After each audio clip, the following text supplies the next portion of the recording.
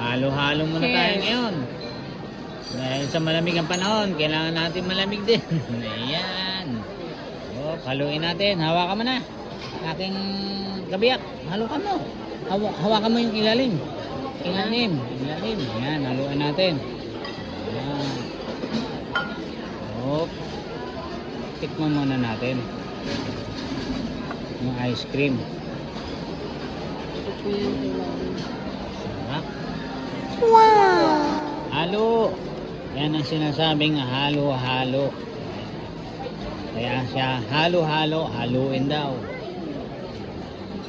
Sarap. Oh. Nakakamiss to. Yan. Yan. Kain na tayo. Okay, hindi ko na matiis. Okay. Tignan natin.